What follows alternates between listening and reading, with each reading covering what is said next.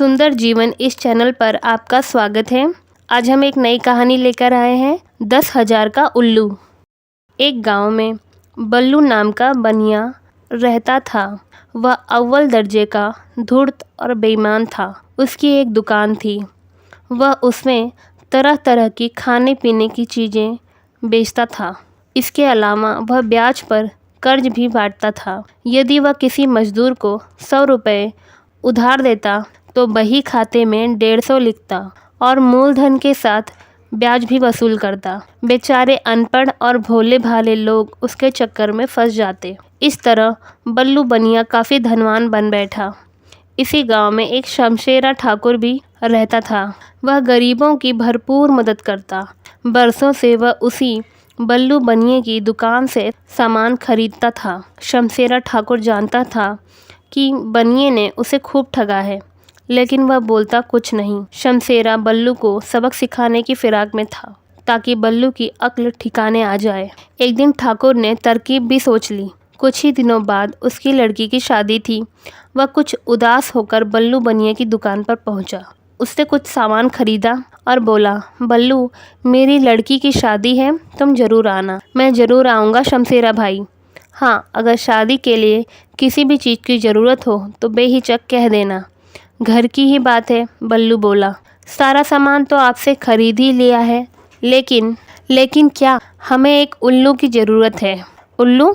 वो भला किस लिए? हमारे ख़ानदान में बरसों से यह रिवाज चला आ रहा है कि जब तक वर वधू उल्लू के दर्शन नहीं कर लेते, शादी नहीं होती।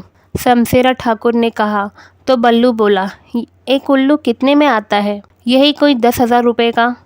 यदि आप एक उल्लू का इंतज़ाम कर दें तो मैं आपका एहसान ज़िंदगी भर नहीं भूलूंगा। शमशेरा ठाकुर ने विनती के स्वरों में कहा तो बल्लू बोला, ठीक है, मैं उल्लू का इंतज़ाम कर दूंगा। बहुत बहुत धन्यवाद बल्लू भाई।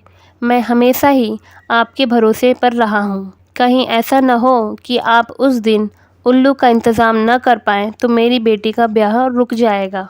ठाकुर ने कहा तो बल्लू उठते हुए बोला, कैसी बात कर रहे हैं ठाकुर साहब, आपका हुक्म सर आँखों पर।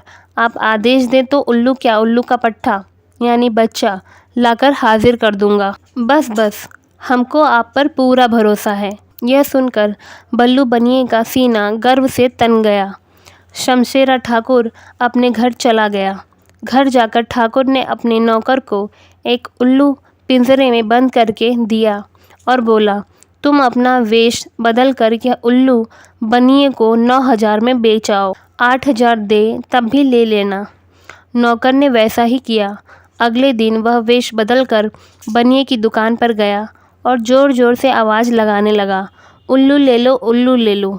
बड़ी मुश्किल से एक ही उल्लू बचा है। बल्लू बनिए ने उल्लू बेचने वाले की आवाज़ सुनी तो वह खुश हो गया। उसे पास बुलाकर बोला, अरे भाई, कितने का है ये उल्लू? 9,000 रुपये का, नौकर ने कहा। तो बल्लू बल्लियों के बल उछल पड़ा। सोचने लगा, 9,000 में यानी पूरे 1,000 का फ़ायदा। मुझे तो ठाकुर को 10,000 में ही बेचना है। वाह, मज़ा आ गया। बनिया मन ही मन खुश हुआ।